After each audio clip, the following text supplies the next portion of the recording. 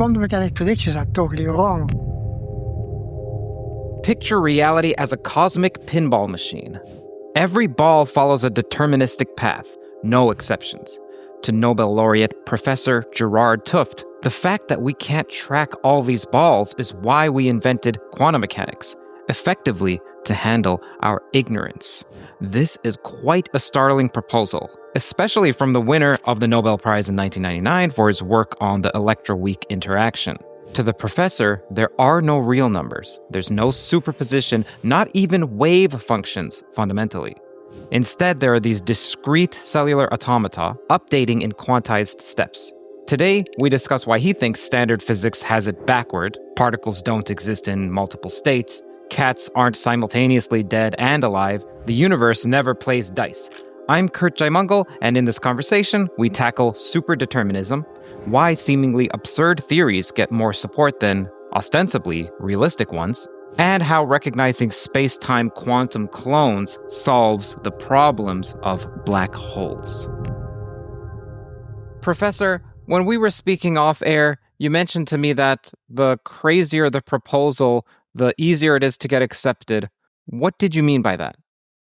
Well, it happens very often, rather surprisingly. If you come with a very simple theory or idea, then people have all sorts of complaints and objections.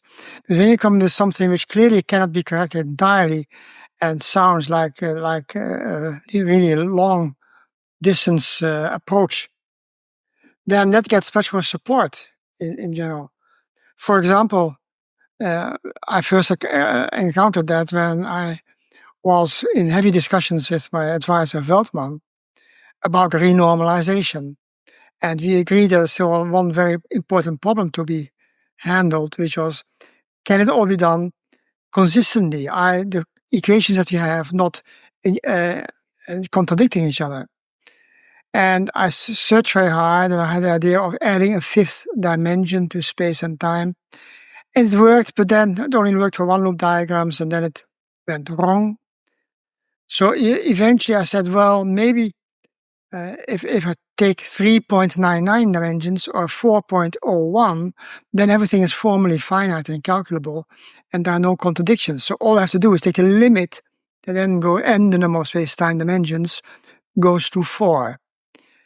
But then I thought, how am I going to explain that to Veldman? Because he is very critical. So now I said, well, I have this idea about changing the number of dimensions of space-time, not by an integer, but by a small fractional number. Uh-huh. And much to my surprise, he got immediately as enthusiastic right away. And that was for other colleagues as well. They immediately accept such a wild idea, which I thought was also rather crazy. Whereas in contrast, if you talk about quantum mechanics, and you suggest maybe quantum mechanics is just a deterministic theory in disguise because there's so much going on in this universe, you can't really check whether it's deterministic or not. But I thought this was a very natural sort of zero attitude you would have towards quantum mechanics. But again, then people come with lots of objections. But when you propose to someone that there are two or many universes at the same time, some more real than the other, but they're all real, different realities, I find that total nonsense. I can't understand how that works. But very rarely you hear objections against that. You hear only alternatives, which are equally crazy. But the idea that the world is just completely deterministic, simple-minded, just like grains of sand, if you play around in a bucket of sand, then that would be the easiest thing to assume. But then people come with all sorts of objections. So why do you think that is? Do you think it's because our validation criteria is off? Or do you think it's because the more fantastic idea, the more it appeals to people? Or is it the more fantastic idea, the more difficult it is to find an error with it? Yes, I think it is that with more fantastic ideas, you can make noise, you can shout that we have now a fantastically crazy idea and it works, or maybe it works to some point, but it seems to work. And then you're a hero, whereas if you propose something very basic, something very mundane, something very ordinary, then they say, yeah, we had that, and we don't believe that. It's something more complicated. Uh-huh. So this is a general attitude you find among people. Now, you've also expressed some frustration with quantum physicists in terms of blind spots. You just alluded to it. So, regarding interpretations of quantum mechanics, let's flesh that out some more, please. Yes. Well, the important point is that quantum mechanics only gives statistical answers to any questions as to what will happen when you make such an experiment. And you directly get the statistical answer, which is part of the world of possible answers that seems reasonable. And so quantum mechanics gives you the correct probabilistic predictions. But the real world isn't probabilistic. It's only probabilistic if you don't have all information to be sure that this book is there and that book is there. No, if you just open the cupboard, you find all books falling on the floor, and you can't predict how they will fall on the floor, except they make kind of predictions, just as in quantum mechanics, where you say, no, we don't know where this book is going, you don't know where that book is going, but we just know the probability that something happens. And this you can calculate, and this you can check against experiment. Do we get wide deviations from the probabilities predicted by quantum mechanics? So in that sense, the theory is right, but the theory gives completely wrong predictions as to say, well, where now exactly will everything come? Quantum mechanics can only give statistical predictions, and I think those predictions are totally wrong, but they are closer to the truth than anything else you can predict. So they're closer to the truth because in many cases you cannot make any better predictions. Think of an insurance company. The insurance company is not interested in exactly where and when you made your accident. The insurance company will just want to know how many cars are there, how many people are driving these cars, how many have alcohol in their blood, how many have done this, how many have done that. So they want a statistical answer. They don't want the explicit answers. So I think in the world of science, also, quantum mechanics will give you the statistical answers and not the true answers. But to me, that means that the theory is incorrect. We should basically have a theory which, if you start with a situation where every single particle, every single atom, every single photon is exactly localized the way where it should be, or having the probabilities that it should, having the properties that it should have, without any doubt, any uncertainty, then the theory should predict explicitly where single particle is going. Now, we don't have such a theory, and quantum mechanics is not such a theory, but eventually what I want is have a theory that gives this kind of predictions. If you knew all the initial data with infinite accuracy, with mathematical precision, then the theory gives you an explicit result that every single particle will only collide in one particular way, and all the others are simply not happening. So that's the theory I want for quantum mechanics, even though I know very well that nobody will ever be able to use that property in practice. In practice, we don't know the initial states so accurately that we don't know how particles will collide, so any answer will be as good as any other. So, but then quantum mechanics is a perfect, ingenious theory that gives you exactly the right probabilities, which is what we want in practice anyway. So for practical use, it's not so meaningful to search for a theory that predicts everything with infinite prediction. But for me, searching for what such a theory look like will give me some idea about the ultimate truth, a theory that, like quantum mechanics, gives you very precise probabilities, but if you knew the initial state, it would be infinitely precise. Such a theory have my strong preference, even if we don't even know how to start building such a theory. And that's the peculiar situation right now, that even if you wanted a deterministic theory, it is very hard to design it just from scratch. We don't know enough. So when you say quantum theory is quote-unquote totally wrong, I'm sure, firstly, some people may be thinking hidden variables. Is that what this professor is arguing for? Hidden variables have been disproved. We can get to your cellular automata approach shortly.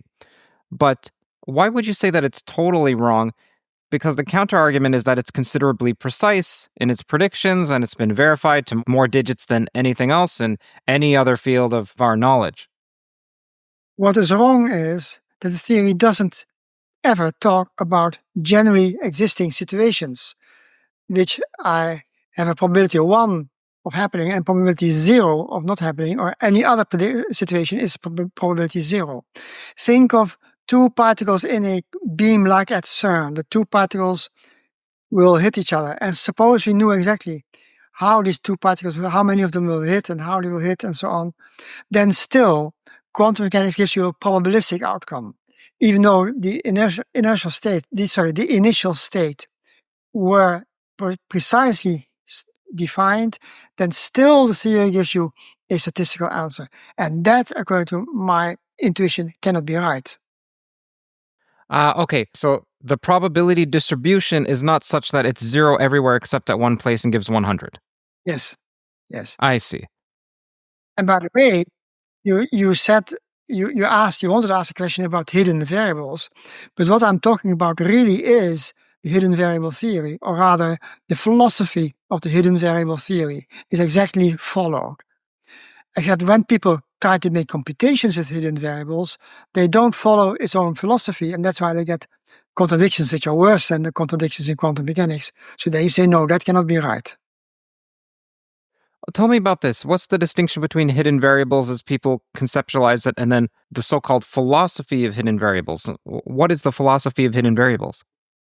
Well, in principle, it agrees. That's why I call it the philosophy of the hidden variables. The hidden variable itself obeys this philosophical intuition that it should be giving infinitely perfect, infinitely precise predictions.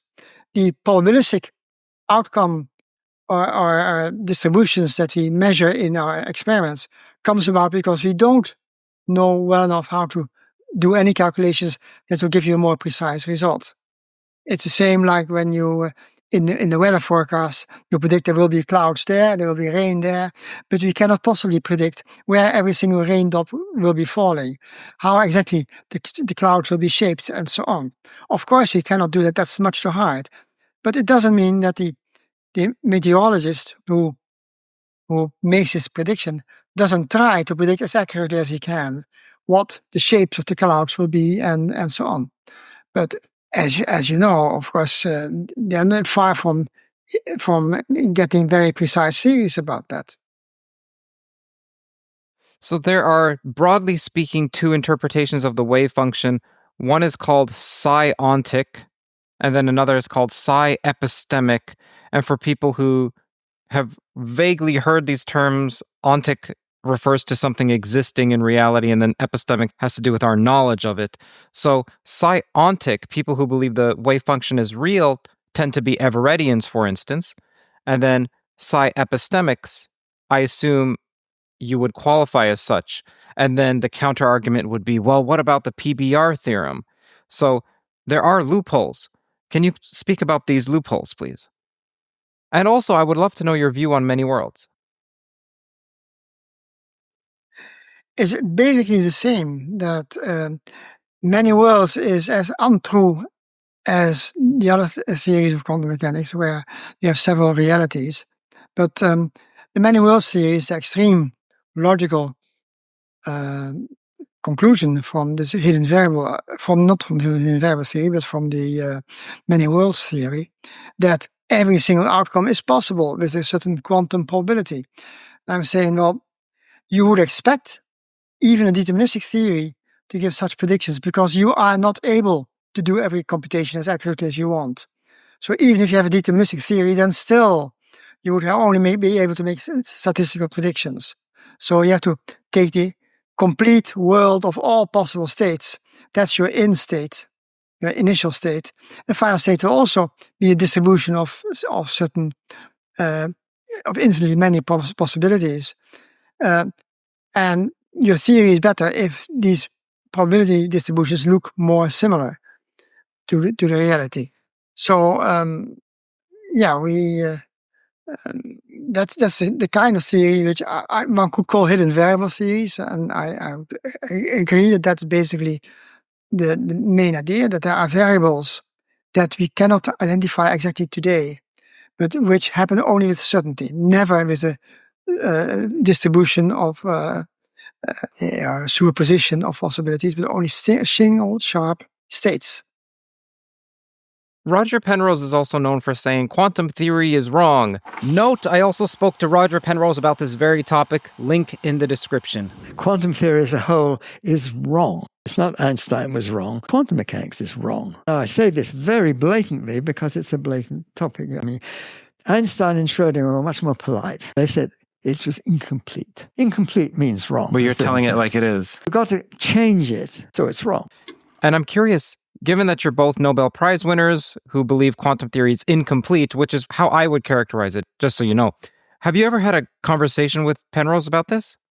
Yes, but very often I disagree with him, and there are basic issues. But his formulation is a bit vague as to what it exactly means. But he has many theories that I don't believe in.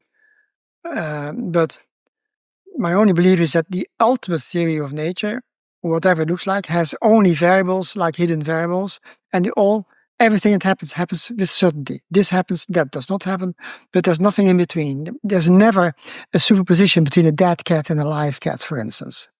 That's the famous example where you bring that you have quantum mechanics to the extreme. No, I would think that we don't know what the theory will predict, whether the cat will die, whether the cat will survive. We don't know that. That's very, very hard.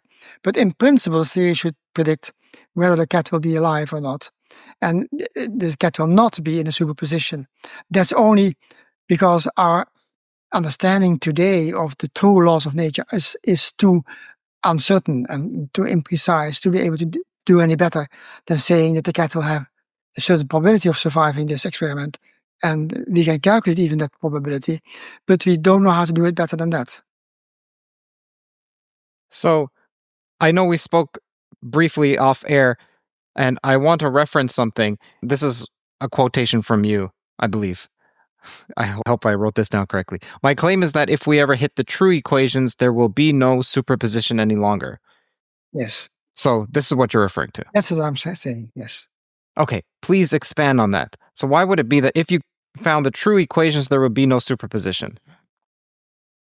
Well, this, in your first question, you... I talked about how the more outlandish and zany the theory, the more it's accepted, at least it's cognitively easy for a physicist to not find objections with it. The thing that people now always put in doubt is, to me, the far most obvious situation.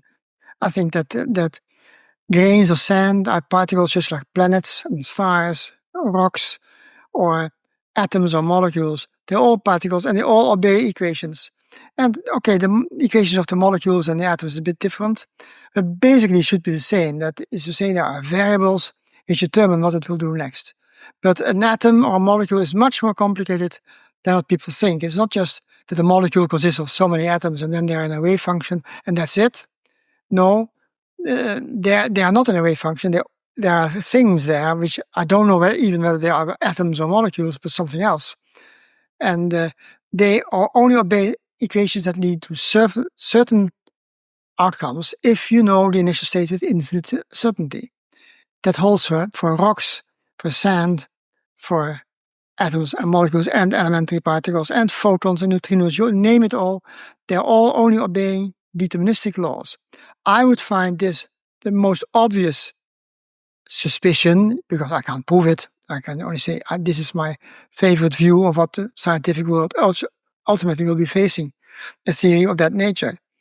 But I find it very difficult to imagine anything else. Whereas all these people who come with these fantastic quantum stories, they think they can get away with much more complicated ideas without anybody questioning. Just a moment. Don't go anywhere. Hey, I see you inching away. Don't be like The Economy. Instead, read The Economist. I thought all The Economist was something that CEOs read to stay up to date on world trends. And that's true, but that's not only true. What I found more than useful for myself personally is their coverage of math, physics, philosophy, and AI, especially how something is perceived by other countries and how it may impact markets. For instance, The Economist had an interview with some of the people behind DeepSeek the week DeepSeek was launched. No one else had that. Another example is The Economist has this fantastic article on the recent dark energy data, which surpasses even Scientific American's coverage, in my opinion. They also have the chart of everything. It's like the chart version of this channel. It's something which is a pleasure to scroll through and learn from. Links to all of these will be in the description, of course. Now, The Economist's commitment to rigorous journalism means that you get a clear picture of the world's most significant developments. I am personally interested in the more scientific ones, like this one on extending life via mitochondrial transplants, which creates actually a new field of medicine, something that would make Michael Levin proud. The Economist also covers culture, finance and economics, business, international affairs, Britain, Europe, the Middle East, Africa, China, Asia, the Americas, and of course, the USA. Whether it's the latest in scientific innovation or the shifting landscape of global politics, The Economist provides comprehensive coverage, and it goes far beyond just headlines. Look, if you're passionate about expanding your knowledge and gaining a new understanding, a deeper one, of the forces that shape our world, then I highly recommend subscribing to The Economist. I subscribe to them, and it's an investment into your intellectual growth. It's one that you won't regret. As a listener of this podcast, you'll get a special 20% off discount. Now you can enjoy The Economist and all it has to offer for less. Head over to their website, www.economist.com/toe, TOE, to get started. Thanks for tuning in, and now let's get back to the exploration of the mysteries of our universe. Curt here. A special announcement. Actually, The Economist is now 50% off until the end of this month. It applies only until August 31st, 2025, and they've never given a discount like this ever. Visit economist.com/TOE to get 50% off the annual subscription. We also spoke off air about quantum mechanics as a language, and I'm not sure what that meant, so maybe that's related to your newest approach. You use the word epistemic. Which is that it describes things. And the wave function is epistemic. That's exactly what it is, I believe. It's because we haven't got anything better than that wave function. So let's assume that wave function is a way to describe the probability distributions that will come out of your experiment. The real reason why you get probabilistic distributions will be that we don't understand and we don't have the initial state, the infinite position, which is what you would need to get a precise non-probabilistic answer, but just a certain answer as to what is happening. But, yeah. Okay, so why don't we get to your cellular automaton approach? And why don't you walk us through how it was initially and then what it's evolved to now? It didn't change very much. The original idea was that the world, although it looks like a probabilistic world, where notions as temperature and entropy are very well defined, better defined than many of the deterministic notions of particles and molecules. The cellular automaton is a collection of cellular automata, which are all influencing each other, but basically they are data which only influence each other when they are nearest neighbors. So the position of a thing is very important because it can only affect its neighbors. It cannot affect directly things that are further away than a few fundamental distance steps in fundamental distances. So it's typically what you get in a pinball machine, although the pinball machine is designed to generate random numbers. But if you could predict with infinite precision what is happening to these balls in the machine, then they all go in a predictable orbit. They go down the machine. And the rest depends on details which are too difficult for us now to calculate. That's what the machine is made for. But in principle, everything should be predictable. And in the cellular automaton, you build more basically on that idea. But now you say, let's take the rules about how one object affects its neighbor. Let's suppose those rules are completely fixed by very simple prescriptions. For instance, there's a particle here and a particle here. Whenever this one starts to vibrate, the other one starts to vibrate. And the way they react upon each other's behavior is completely fixed by some simple law. So I could show on screen right now, just for the viewers, John Conway's Game of Life as an example. That's a nice example, except it's not reversible in time. Whereas the real world, as you see it, seems to be, and I would emphasize, seems to be reversible in time. That's to say, if you have something happening, the same event happening backwards in time, if you make a movie of me talking, but you show a movie backwards in time, then the same equations are obeyed. Well, actually, the situation is a little bit more difficult. You have to replace particles by antiparticles and some and mirrored particles as well. But that's the detail.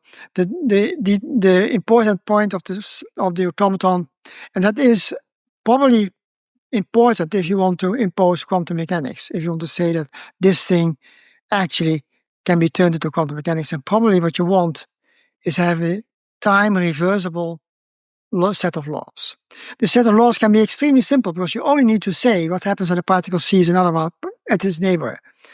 If you know where all the particles are situated, you can have waves that go through this situation. You can make it look as complicated as the real world. And that is very important. I think the real world, to me, does not look any more complicated than this. Except that for the real world, I don't know the equations. And I can work that out, but I'm not going to find out anymore in my lifetime. So we don't know the equations. But maybe one day physicists will guess the equations.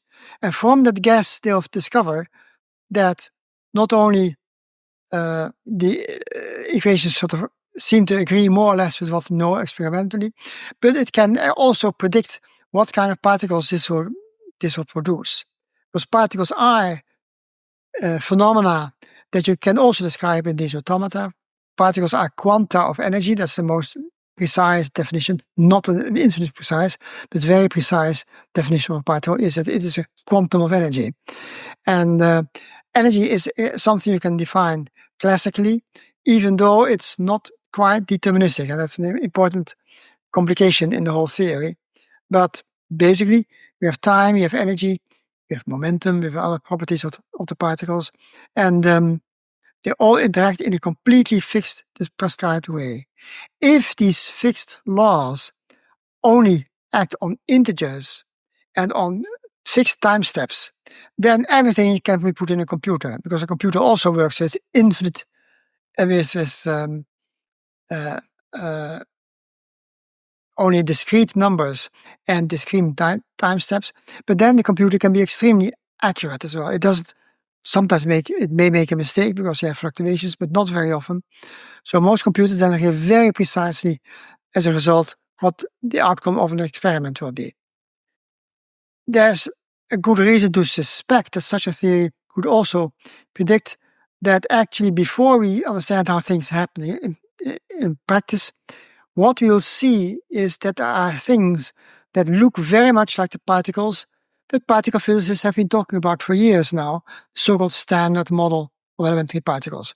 The standard model is a quantum model, but as a quantum model, it gives you very precise statistical predictions, which can be measured and checked with experiment, and we find that the standard model today is the best possible way we can describe these particles.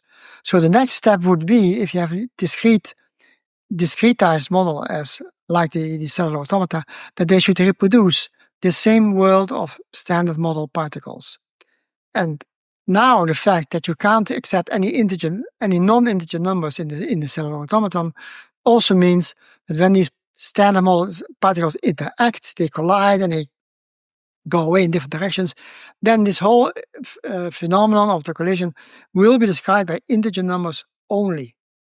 And that's very interesting from the point of view of standard model physicists, because that's what the standard model does not have. It also has numbers of pi floating around, or numbers which are not very precisely known, but certainly they can fill a complete continuum of constants of nature in the standard model. This continuum should be broken up, and that's what my theory would predict. That the likely models, the models that work in practice, will have only integers even in their coupling strength. And that is not as we understand the particles now, but something one might expect in the distant future to be discovered, that yes, you can also compute how all the particles interact with integers. So is discreteness important? Is it extremely important? So the reason is that you could have the universe following rules that go stepwise. Well, I guess when I say stepwise, that is discrete. But what I was going to say is there could still be some dependence on real numbers, which are continuous. So, for instance, one of the updating rules could rely on pi, all of the digits of pi. So, is the discreteness through and through important? I think yes, because if you don't have discreteness but a continuum of possibilities, the continuous numbers are the real numbers, they then play an important role. But the real numbers, every single real number, is only specified if you have specified an infinite number of decimal places. That's very hard to realize in a finite model like the cellular automaton. So I don't believe in the existence of real numbers in physics. Well, that's very strange because everything in physics today seems to be controlled by real numbers. So why am I saying that? I'm saying that this may hold only in this idealized model or theory, which hasn't been discovered at all now, which we don't know how of any of the details how they work. But if we find the details, my prediction would be those details will only depend on integers, not even rationals, because a rational number can also have infinitely many values. No, only integers have finite values, and the integers shouldn't be too big also. They should be between 1 and 2 perhaps, or between 1 and 137 or something like that. But finite numbers, and only then can your model be deterministic without ever needing to make statistical approximations. Whereas with real numbers, you never know for sure whether the real numbers will hit each other or not when two particles collide with different impact parameter, which is controlled by a real number. If those real numbers are different, then at one situation, the particles will collide. In the other case, they will not collide. But it will be very hard to make a theory where all this will come out with certainty only. And that's the basic demand I have for the future theory, is it will only be based on certainties. Well, we don't understand anything today, so today's science is without certainties. Fine. So we have work to do as a scientist. We have to work to do to find this theory which only contains certainties, and therefore it may only contain integer numbers. Even the time steps, but time is one possible exception that things might go like when you have embroidery. If you have a needle and a thread, and the needle goes to and fro, then the needle will follow a continuous orbit, and then depending on that continuous orbit, the knots that you create are discrete tiles and only indicated with integer numbers. In that way, time is formally real, but this real number won't play a role in the predictions that we make. That's only the position of the particle as a function of time. But in the real world, time makes so many steps that we are not even aware of the time being possibly discrete or continuous. So there are two key people that come to mind that have worked on superdeterminism, a word which I don't think we've said yet, but we're going to get to. And you're a large proponent of superdeterminism. The other two are Tim Palmer and Sabine Hossenfelder. Tim Palmer has rational quantum mechanics. So I don't know if you've looked into that, but if you have, I would like to know what your thoughts are. Well, I think it's a typical example of someone going very far in my direction, yes, but not as far as I am, because I'm saying that the numbers should never be rational, because then you have still an infinite number of possibilities. There should be numbers determined by reals. Of course, a rational number is a numerator divided by a denominator. So yes, those are integers. So if the rational numbers he talks about are really numerators and denominators, but themselves only carrying integer numbers, even integer numbers which are restricted, then we would coincide. But so Palmer is then not precisely as ready as I am to decide to accept only the completely integer world. Now, with this discreteness, Do you have to have a preferred foliation in order to describe this discreteness in your model? Or is the discreteness something else that isn't exactly space-time discreteness? That's the hard part of the question. We have Einstein's equations. We have curvature of space and time. So that will usually, any theory of that uses that will have to have such sheets. And how to make those discretize is very difficult. But there is a theory such as loop quantum gravity that tries to do something of that sort. So they have my sympathy, but again, they're not going far enough to my taste in determinism. Stephen Wolfram's another person who doesn't go into superdeterminism, but also has cellular automata.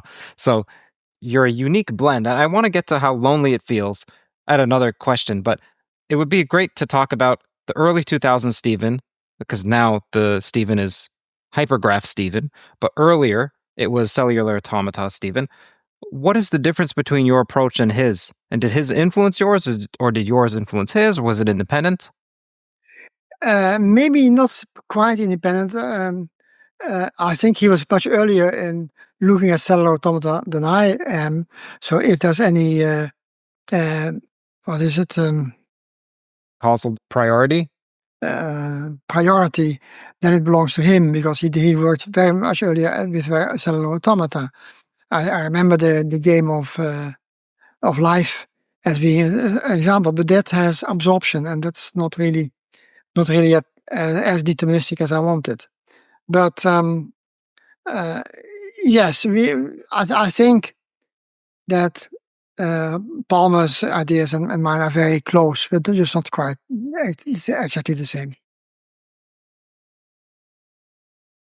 So, again, when we were speaking off air, we talked about how many people send you their theory of everything or just their theories on physics, and most of it's not terribly useful to you. There was a diamond in the rough, though, from Edward Fredkin, if I'm pronouncing that correctly. Yes. He is one of the exceptions to the rule, and the rule is basically that it's these people who come with their own crazy idea. Their ideas are too crazy, and they show a lack of understanding of what already scientists know about the world. And what scientists know is that the standard model of the particles works extremely well. That cannot be an accident. So we want to use that. And we don't want to throw away the standard model before we have anything better. Eventually, the model is not infinitely good. It has some weak spots. We all know that. Scientists are aware of this. They try to repair the weak spots, but they don't try to overthrow the standard model entirely because there's so much good and sound science that went into it. So the idea is, what is the mathematics that you need to compare the cellular automaton with the standard model or similar models? Where's the boundary? Is there any boundary? I don't believe there is one, but it looks like it. And of course, then you get the question that space and time are curved, according to Einstein. That again also is something we know with practically with certainty, because there have been many observations that have been made that confirm Einstein's theory. So this is not the point to start doubting on that. So those things you want to keep. You want to keep general relativity. You want to keep the standard model. The first thing to drop would be the non-deterministic interpretation of quantum mechanics.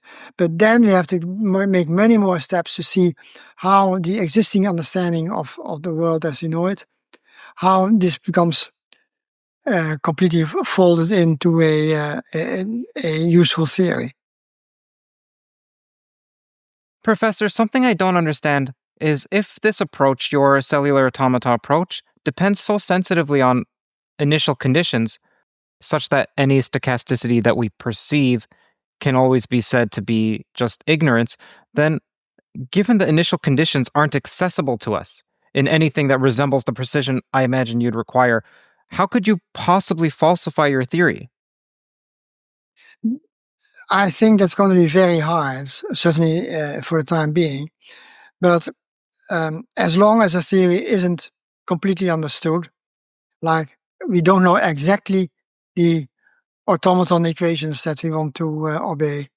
So as long as that's the case, the field theory has not been even remotely proven to be correct. Only if the theory would start to make predictions about standard model interactions. For instance, the masses of the neutrinos, which you don't know very well today, and the mass relation between other particles that we can measure but not calculate, are not in terms of features of the theory that we completely understand. As long as that's the case, you can't declare that this model has been outlawed. Mm-hmm. We can come closer and closer to the truth. I hope, however, that maybe with the use of artificial intelligence that is more intelligent than the average human being, much more, then maybe the machines will find the way to uncover such a cellular automaton. Maybe the machine will know how to the quantum field theory of many particles and why they can be effectively the way a cellular automaton exhibits itself. Because I see lots of relations between a quantum theory of quantum particles on the one hand and the cellular automaton on the other. So I see that relation, and that's where I differ from Wolfram. Wolfram didn't really ask the question, how come that our world looks like some cellular automaton in disguise? And he tries many examples, but I'm sure that by trying just a model of this sort, you won't get to the truth. The truth is too complicated. So I believe that we have to combine the work from experimental scientists who measure all the properties of the standard model as accurately as they can, and then theoreticians ask, why are these different parameters that characterize the theory, why are they related with these particular ratios? Where do these numbers come from? Then maybe one day someone will find, oh, but this number I can recognize from the cellular automaton. It's that number. So a famous number of that sort is the fine structure constant in electromagnetism. That's the ratio between the electric charge and some other fundamental constants. If you square that, then you get 1 over 137. But the number has many more decimal places behind the zero and the comma. And that's a famous number that nobody can compute, but it exists. It can be measured very accurately, but we don't know how to compute that number. And the cellular automaton, if it's worth that name, should be able to compute where that number comes from and what it is. Okay, this sounds like a great time to talk about what is superdeterminism and how is it contrasted with regular determinism. Well, it's not determinism as bitten by a radioactive spider. So what is determinism and how does that contrast with superdeterminism? I think different people have different interpretations as to what superdeterminism should mean. And the problem is it's something that may be beyond superdeterminism, but you can think of that in two ways. You can either think that the laws of nature are conspiring with each other such that we are made to believe that quantum mechanics is real, whereas in reality it's just a statistical phenomenon. But it can also just mean that determinism occurs at all levels in principle. So not only at the level of atoms and molecules, but also bigger things like larger biological molecules or chemistry or even small particles, and then eventually large particles, stars, universes. They all should be described by deterministic equations. I go to the extreme. I think in principle we have the completely deterministic equations. In practice, we do not have the illusion that we will ever be able, even the AI people will not be able to calculate how things will evolve exactly. That'll be far too complicated ever to achieve. But we can then believe that the world has that determinism built in those laws as well, even if we can't ever derive the laws with infinite precision. So if a superdeterminism means that, then I'm totally behind it. That I cannot expect anything else. That the entire world is controlled by equations that only say yes or no. And whenever it answers a question, it never says maybe. It never gives you a probabilistic distribution with probabilities different from 0 or 1. And if that is what superdeterminism means, then I'm totally in favor of it.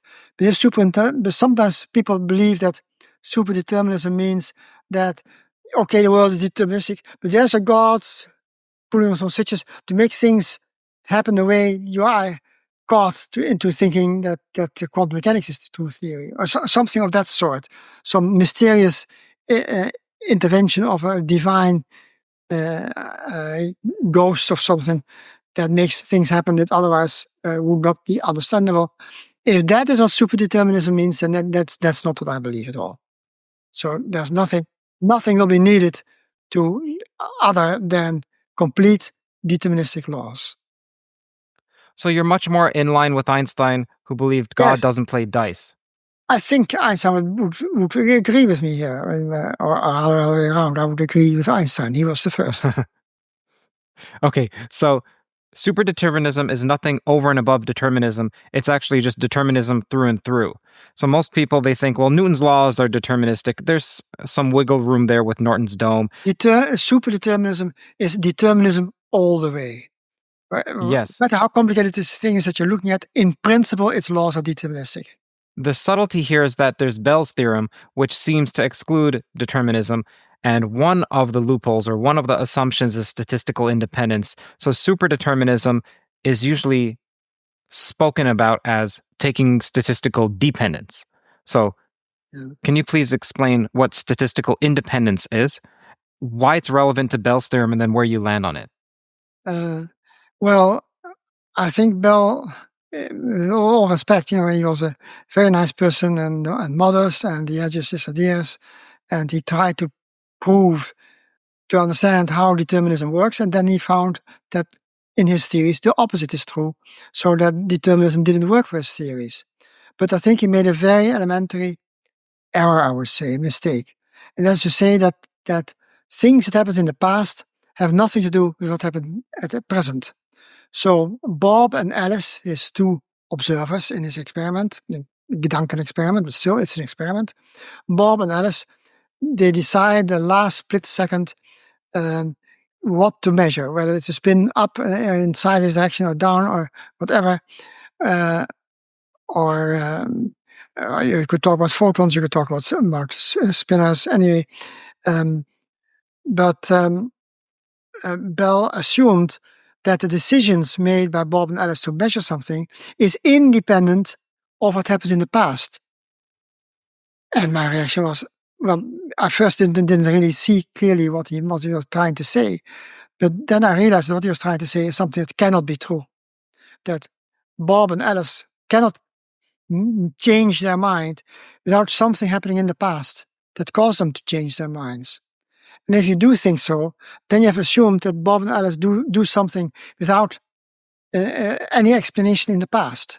Well, that's precisely what my ideas about superdeterminism, or determinism, or superdeterminism, whatever, says, that no, everything we do is also controlled by the same theory. So our decisions to measure this, to measure that, also depends on what happened in the past. And if Bell says the opposite, and he needed the opposite of that, he needed that the decision of Bob and Alice to measure something is independent of what the atoms did in the distant past. Just because he needed that, I say, well, that disproves his approach as being anything else, anything that would disprove the indeterminism, or disprove the determinism of quantum mechanics.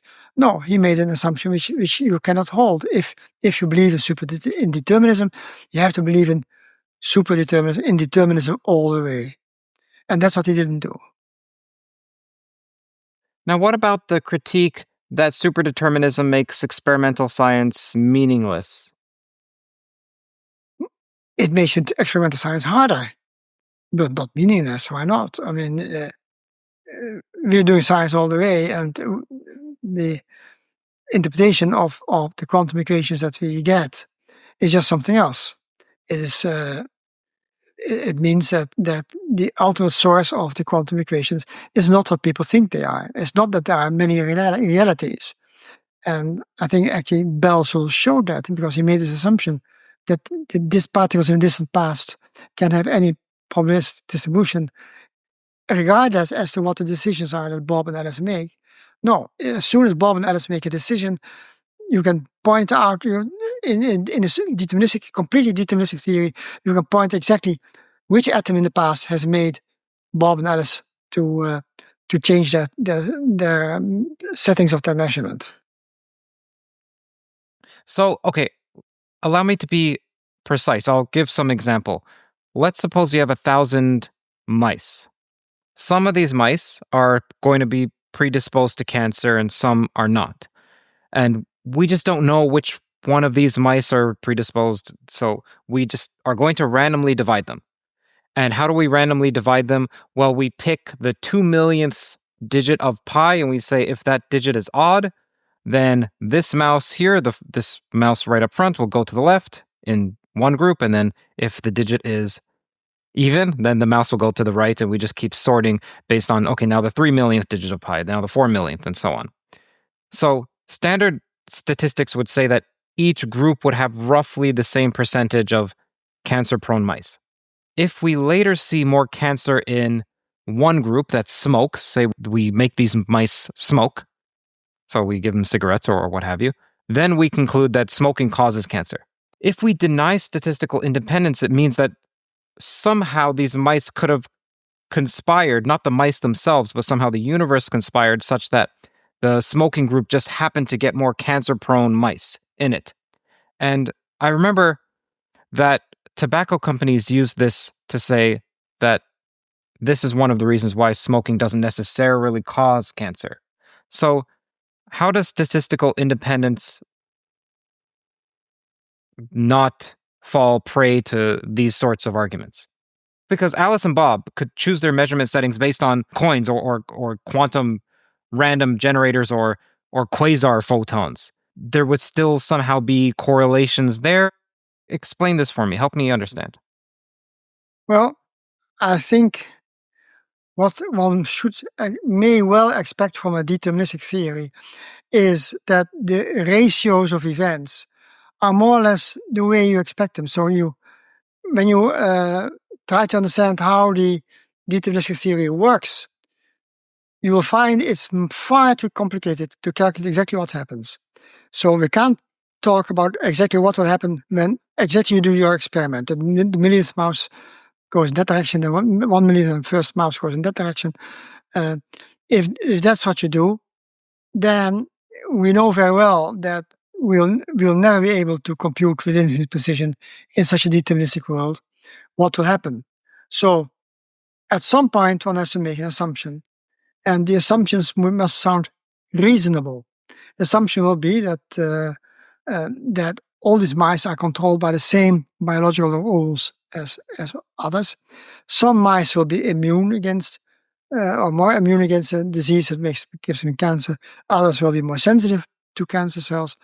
But you can compute all these things from the model more easily than to compute literally what every single mouse will do, what will happen to it. And the same holds for insurance companies. Insurance companies never worry about whether the atoms which were taking the place where the car accident would take place, that those atoms were in the wrong position. He won't blame the atoms.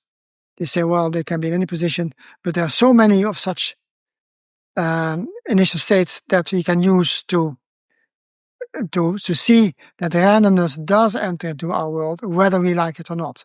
So even in a deterministic theory, you will have randomness in practice. And so then that wipes away the mouse problem, because then you say, well, every mouse is controlled by random phenomena anyway. My deterministic theory of the deterministic world would give a prediction if it could,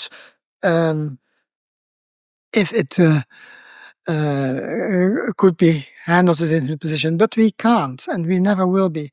So we are so far away from that situation that we can make such measurements, that the next best thing is to use the biological arguments to see that someone in an insurance company is cheating, and so on and so forth. You can name all sorts of reasons for one mouse to die sooner than another mouse, or a cat being survived or death. That in practice, you never need to worry that this is going to be contradicting the deterministic theory. Okay, so this is a great point for people who just happen to skip forward to this point in the conversation. Most of the groundwork has been laid. Why don't you just outline what is your view of quantum mechanics? What is going on? What is the cellular automata approach? Now, I know you've already talked about it, but I'm just saying, let's recapitulate it. So what does standard quantum theory say? And then what does your approach say? What my ideas about quantum mechanics say is that there is a way to identify parameters. We call them hidden variables. You can call them any way you like. Let's call them hidden variable because that has been most hotly debated in the past. So there are variables, let's call them hidden variables, which can only take the value yes or no, but nothing in between. Everything is determined by certainty laws. In principle, it would be possible to compute what such a model does with infinite precision. In practice, of course, it's nearly never possible.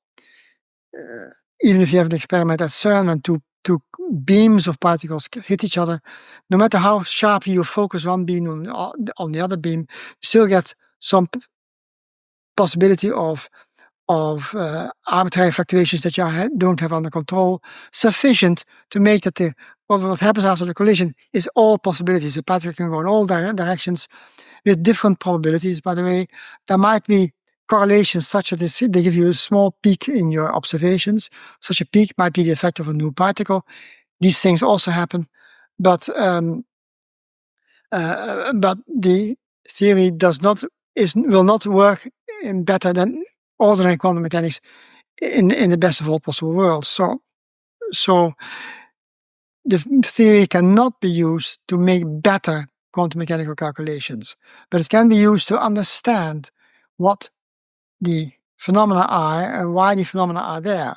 Why are there mice that can die more easily from smoking cigarettes and others not, and so on. So those questions you have to answer not by being a scientist, but being a biologist or a doctor who is investigating with all precision as he can to see what are the outcomes of this experiment, what are the spreadings, what can happen, and what can you do. That is not going to be any better with the deterministic theory. But what will be done better is that you can understand where all these laws come from. In particular, the standard model of the elementary particles is the first in line to be researched using statistical, using deterministic phenomena. So, Professor, since you have such interesting views on, or differing views on quantum mechanics, do you have any differing views on quantum gravity? So, for instance, whatever the mainline approaches are, do you disagree with them at some fundamental level? Is there something that restricts what the mainline approaches would be if cellular automata were true? No, I think it's basically incorrect to give a different role to gravity than to all the other interactions. So normally we have electromagnetism that determines how particles collide. Sometimes there's strong and weak forces, but gravity is one of these other forces. It happens to be a lot weaker than the others, but in principle, gravity should be controlled by exactly the same situation. There are particles called gravitons, there are black holes, there are all these other things which you can have in the gravitational theory. They are all controlled by deterministic laws, which will be very difficult. In the case of gravity, it really is very difficult even to think of how deterministic laws could be working in this case. So yes, this is a difficult problem, but I don't see why it should be impossible. There's no no-go theorem that no, you can't do that. People write no-go theorems just like Bell did with the Bell inequalities, which I think is no-go theorem that you can punch through. I think you can also punch through the no-go theorems for gravity. It's just hard. And I think you have to be very intelligent, very smart, and very resourceful, and perhaps helped with very clever experiments to see how this works, how you can bridge the gap between the elementary particles on one hand and quantum and the gravitational particles on the other. There's no doubt in my mind that you have to use the same technique as quantum mechanics in both cases. So yes, that means quantum gravity as such works. In fact, classical gravity only works in the cases where the quantum effects are insignificant. You can't see them, but they are there, and they are there because there are still statistical phenomena that have taken place every now and then. Okay. So I interviewed Claudia de Rom of Massive Gravity. The interview I'll place on screen. And she had this advice to her students, which is that, sure, there may be no-go theorems.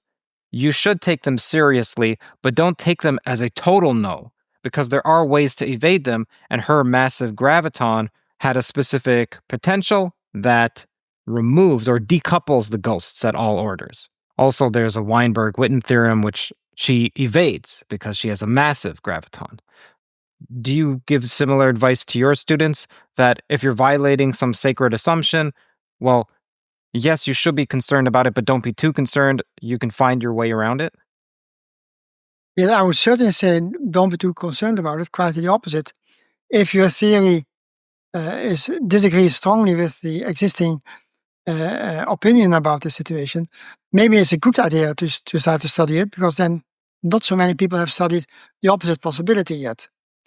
But in reality, you have to realize that most likely the correct answers, as history has shown, most likely the correct answers are by combining different phenomena. Like in the case of Maxwell, it was combining electricity and magnetism as one theory. And so that was a famous example. But there are other examples where you can see that gravity and elementary particles meet each other. For instance, the gravitons. They will be difficult or impossible to observe, but in the theory, they are there, and they are just like photons. In many respects, they look very much like photons. And you can possibly learn new things, particularly if you take one step backwards. And I also have a strong advice for students. If you don't understand something and you don't believe that what you read in the books makes sense, just make a step backwards. Try to ask the question, why do people say these things in the first place? Can it be that they didn't listen to each other?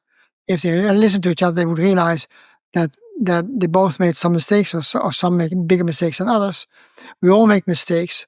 So take that into account, and don't let you have yourself scared away from viewpoints which might be more useful by getting in a combination of different theories together in one theory.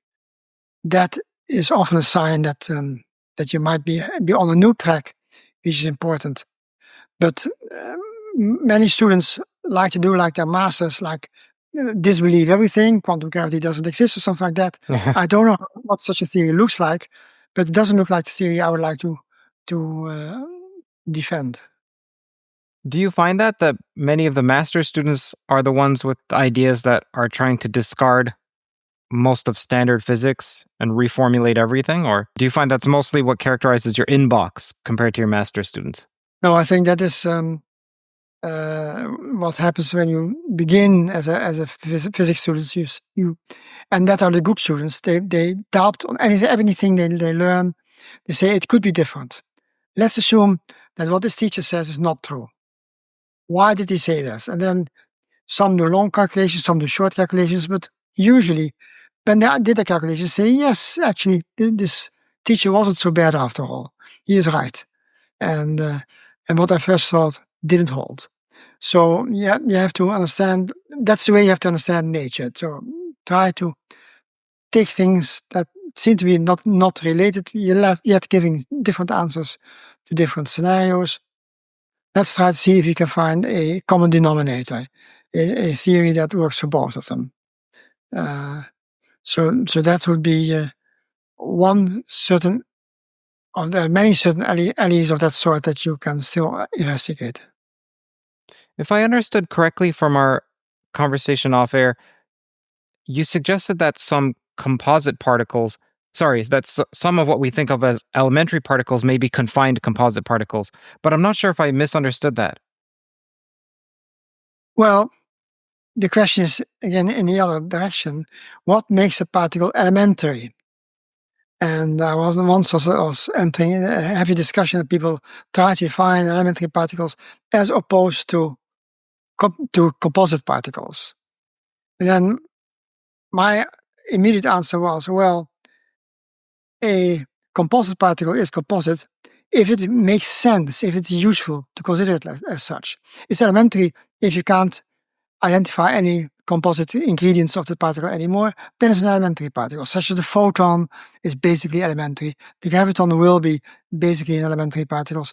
But you cannot try to make such definitions with infinite precision.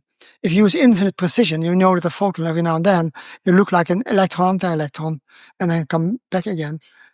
So the things which first look easy at one step, they become more complicated after more steps.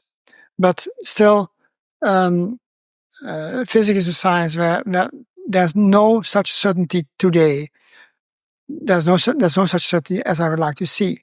But I want to work my way to theories which have more certainty built in than normally. So, and that I think is an interesting alley to investigate today. Can you make theories which are more certain than others? And I found a very simple theory of that sort.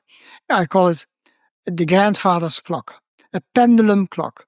So a pendulum has a pendulum which goes 1 per second. It makes a full twist here, and then it has some gears in them. And while the gears are rotating, the pendulum does this. And I'm saying, yes, this is a model that has periodic behavior and it has linear behavior in how the hands of the clock move continuously. And both obey the same quantum laws. So you have a single set of quantum equations for the entire pendulum clock. And the nice thing about the pendulum clock is that on the one hand, it has an oscillator, but it's a quantum oscillator. So quantum oscillators are known for having discretized energy levels, and it's typically a quantum situation. But nevertheless, the entire model has also classical behavior. The hands of the clock move classically. So now you have a collision between deterministic theories and the quantum theories in one object, the pendulum clock. Which is why I like the name pendulum clock, although you don't have to put all the ornamentations on it. It's still a thing that combines quantum mechanics with deterministic behavior. My belief is that you can do that with quantum mechanics itself. And there are many pendulum clocks, more complicated than the one that you normally have in your room. And so this could be the beginning of a research into completely deterministic theories, which look quantum mechanical at first sight. So, Professor, speaking of quantum mechanical, I want to use that word quantum because we talked about quantum clones before. It's more recent work of yours. So, there's work by Neil Turok and Latham Boyle about black hole horizons acting as mirrors. And you also have a theory of mirrors at the horizon. So, please talk about that and how yours is distinguished from their model. Yeah, I don't know whether this works. Let me see. Perfect. Great. This describes a black hole, and the feature is that the black hole is a region of space-time which is accelerated. And when it is accelerated, it has horizons. The dark blue lines are horizons. The other arrows are particles going into the black hole, and this is a particle coming out of a black hole. And this is the way I think one should understand how black holes behave in practice. But now maybe you can repeat. So there's a mapping between the future horizon to the past, and that preserves unitarity? So no, it does not violate. The whole thing is, yes, you want that not to disobey unitarity or determinism. So now when people draw a black hole, they say, yes, but there's a similar space at the other side. Let me quickly draw it. There's another, where is this? There's another universe at the other side here. Great. And so when you have data in this whole system, you have data here and you have data there. However, this data there cannot be realistic, because if that were a genuine thing, and according to the equations, this space here looks exactly identical to that one. So this looks like a clone of that. But normally when you do physics, it isn't a clone, because you can throw in a particle here without throwing in a particle here. But you can also say, well, maybe if you throw in a particle here, then automatically an anti-observer, anti-physicist will also throw a particle in here. So then I said, this is exactly a clone of that. That means you can leave away this green region altogether.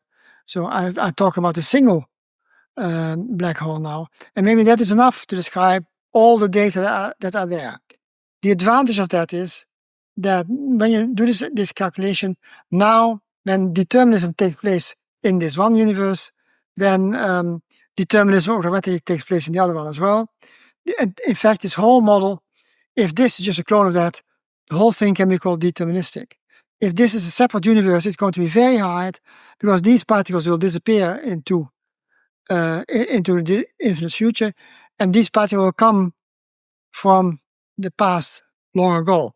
But it's very difficult to say that this particle that gets out depends on the particle that moves in, and that's what you want in a good theory. So determinism is helped by identifying these two regions. And the side effect of that is that by identifying the two regions, you make that the entropy and other properties of the particles here is only half of what you thought it was. So when you have two, Right. the entropy is much larger. Now, temperature is a function of entropy in this model. So if you multiply the number of universes, or you decrease the number of universes by a factor 2, you increase the temperature in both of them by a factor 2. So this theory also predicts a factor 2 difference from the usual outcome that people got out of these calculations. So the Hawking temperature in your model would be times 2 of what the ordinary calculation is.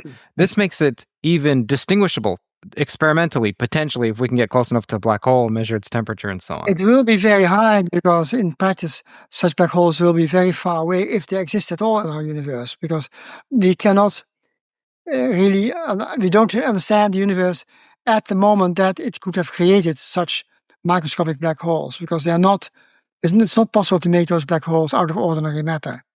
So that the temperature is too high. So what you're saying is that when a particle is incoming into a black hole, it's not that that particle then appears somehow in the past, because that would create a closed time-like curve. It's more subtle than that. Both the in and the outgoing particle will go through a quantum regime. And right when they both go through this point, then the laws which are obviously correct here and obviously correct here are not obviously correct at this point.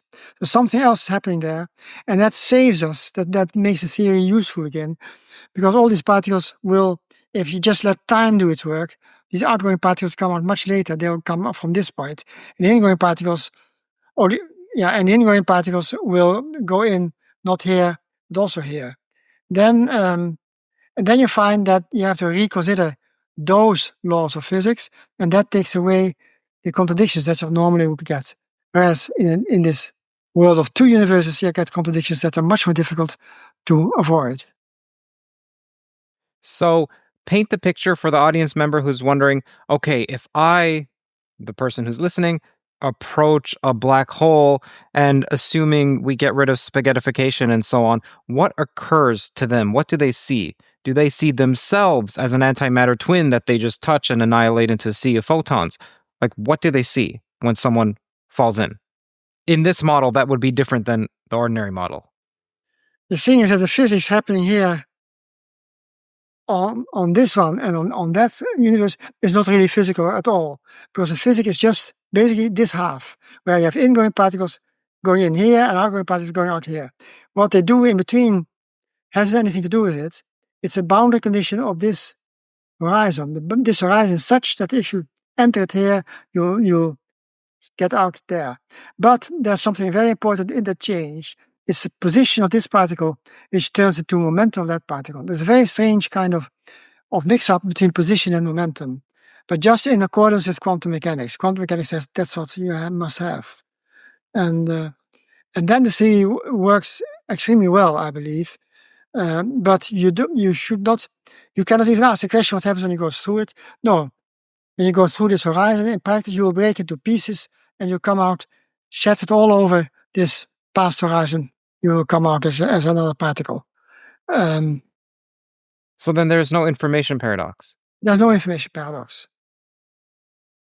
Except perhaps the black hole is not exactly what you think it is. And that's usually the answer in physics, in many branches of physics. You're only getting a successful theory if you first declare that something you thought to be accurate actually wasn't very precisely true. So what I'm saying here about the black holes is only an approximate description of black holes, but not infinitely precise when you go to very tiny ones. Now, this doesn't completely eliminate singularities. You get conical singularities, no? Yes. So why is that an improvement? It isn't. At first sight, it means that there's something very basically going wrong at this point, because when you say that this is a clone of that, then it means that you actually have to fold out the piece of paper double, and that folding that this. Can you lift up the paper, if you don't mind? Just lift it up, just so that the audience can see it some more. Up more, yeah, perfect. Okay, if you so now I again forgot what I wanted to say. Oh, no, that's fine. So you were talking about the singularity, and you were talking about how you have to fold the paper. Yes, if you fold the paper, you get like when you make have a bag of French fries, then at this point where they're all collected, there's a singularity. It's a very mild singularity. You can undo it by making space-time a little bit more inaccurate here, and then the singularity disappears. But in the limit that you want to, that you have the outer description now, this looks like a singularity. That's called the conical singularity. That singularity, however, is the one that already occurs in ordinary string theory. String theories have also singularities as very mild singularities at such a point where two strings interact. And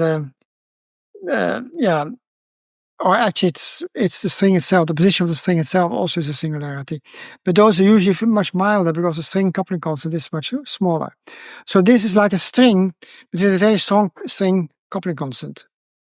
Right. It's a Euclidean string, or is it? It's a Euclidean string, yes. So it's okay. Not the thing that string theorists talk about, but it's very similar to the thing string theorists talk about.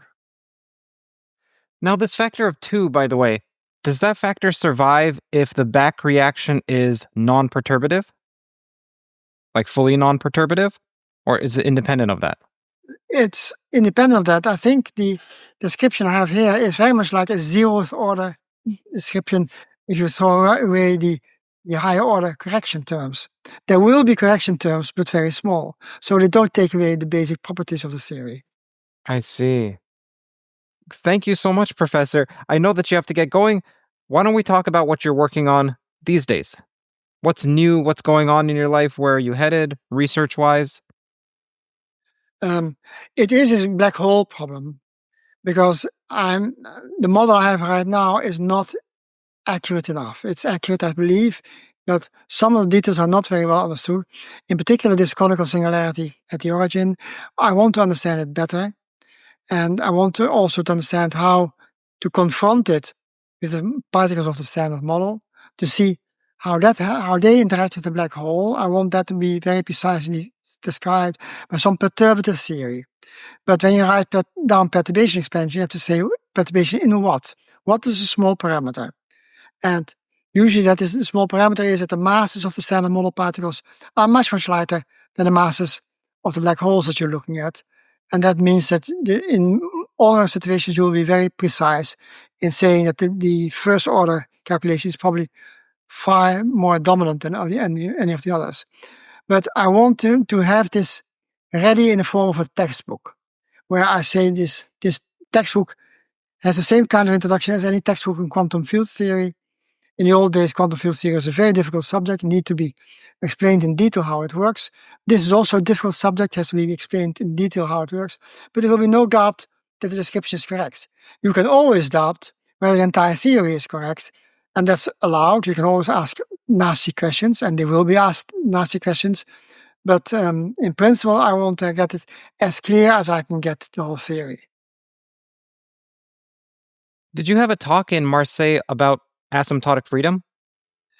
Yes, that's an interesting thing that happened. That we were in Marseille, and I already knew Professor Curt, very nice person, a very good thinker.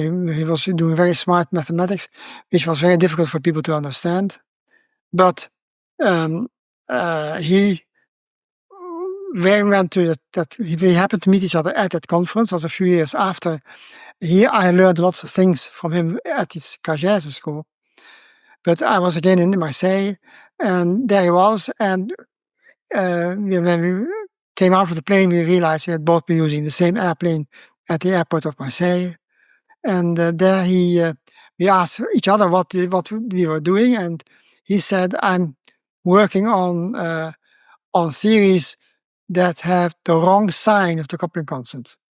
And naturally, my question was, why do you choose the wrong sign? He said, well, then they have an important property that we call asymptotic freedom or something like that. I don't think he called it that, but there was an important property which nowadays would be called asymptotic freedom. Right. So do you know that you can use the gauge theories to get the same effect, and you don't have to choose the wrong sign of couplings. You just choose the couplings as they really are thought to be. But this theory has this property already. And he said, no, I didn't know that. How do you know? I said, well, I computed it. He said, well, if that's true, which is what you say, you should publish it very quickly, because if you don't, someone else will make that discovery. And this is important. It would explain strong interactions. And although I agreed with him, I had so many other things to do that I postponed writing down, because I had used different ways than other people who do these calculations. So I would have to explain everything before I could give the answer. What I should have done, I learned, I should have written just a physics letter paper, a very short paper saying, this is my result, and this property is called asymptotic freedom.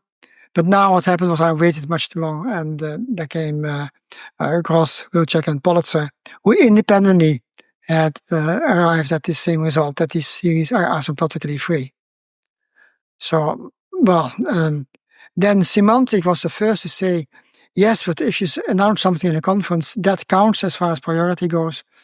But, well, I hadn't written down properly, and he thought he shouldn't talk about it, because maybe I probably made a sign error somewhere.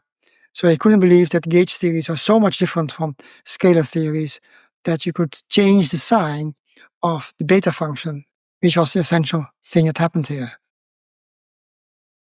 Now, before you go, Professor, you have a program on how to become a good theoretical physicist. I'll place that URL on screen, a link to that website as well.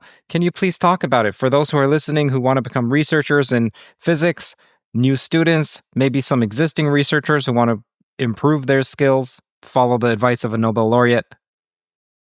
Yes. Well, indeed, I thought that I get many letters by people who have a view of nature that isn't quite real, that doesn't agree with many of the things we know very well in science.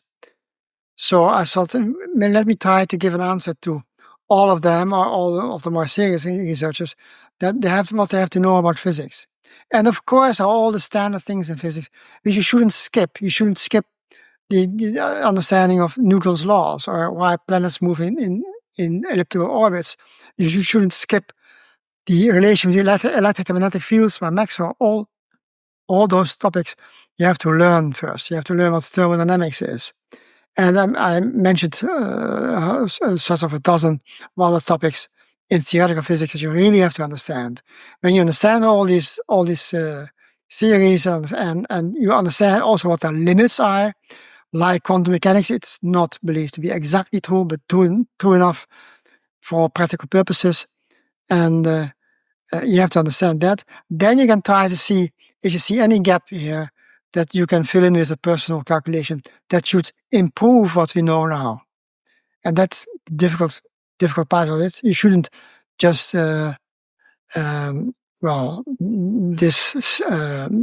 Discard?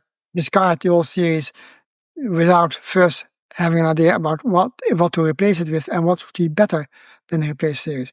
And now I get letters, of course, where people discard the old theory and replace it with something they think is better. But I can immediately say yes, but those aren't any equations that you can use. You can't use that to calculate the magnetic moment of the electron, or you can't use that to calculate the thermal properties of particles near the black hole, and all these kind of questions which you now do know how to calculate. So you first have to know the existing and verified part of physics, which is an enormous amount of work. More than 100, maybe 200 years of science now fits in one big textbook.